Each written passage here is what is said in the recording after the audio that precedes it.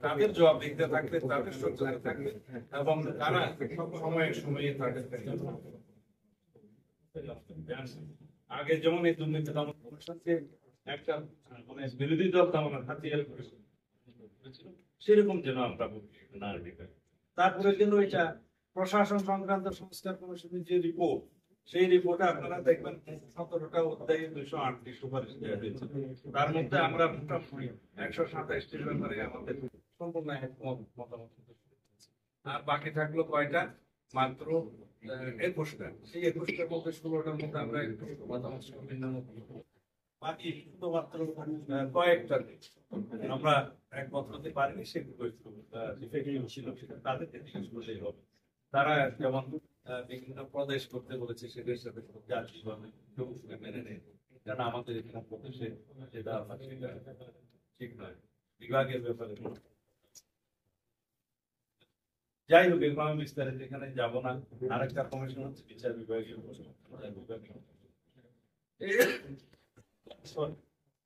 এই ক্ষেত্রে 28টা অধ্যায়ের মধ্যে আমরা যে সুপারিশ দেখেছি, মোট 89 রিকমেন্ডেশন আমরা দিয়েছি।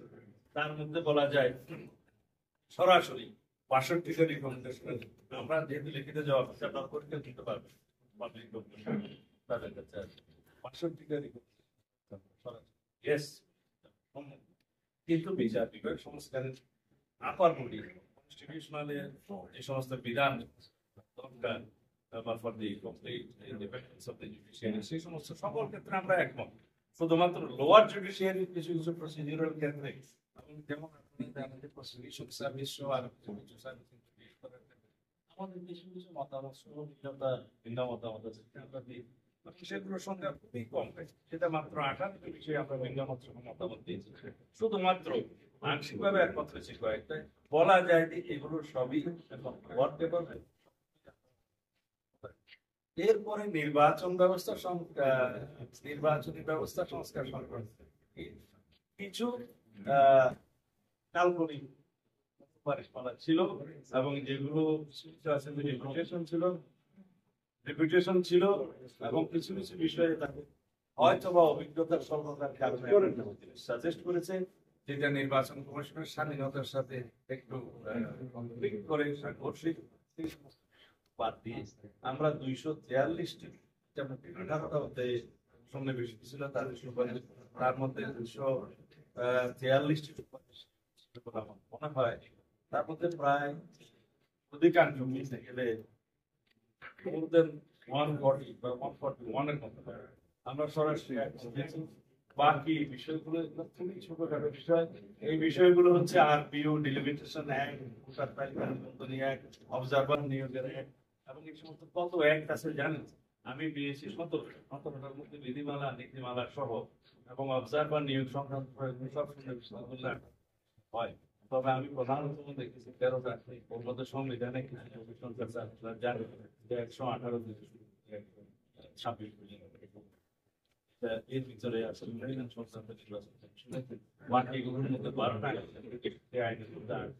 প্রধান, যেমন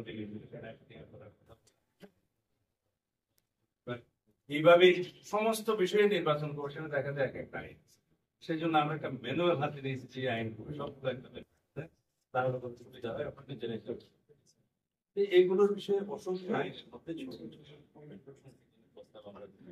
তারাও যাই হোক, তাদের একটা বিশাল বডি ছিল করার জন্য, তারপরও কোনো একটা ছোটখাটো আমরা ফাইন্ড আউট করে তাদের একটা বিস্তারিত পড়ে। এখানে আমাদের সর্বোচ্চ সহযোগিতা আছে এবং থাকবে, তাইলে বাকি থাকলো কি সংস্কার কোনো আলাপ থাকে, কারণ পুলিশ সংক্রান্ত যে সংস্কার সেই রিপোর্টটা মানে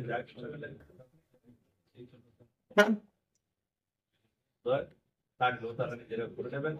এবং যেটা বলা যায় যে নির্বাহী আদেশের মধ্য দিয়ে তারা সংস্কার,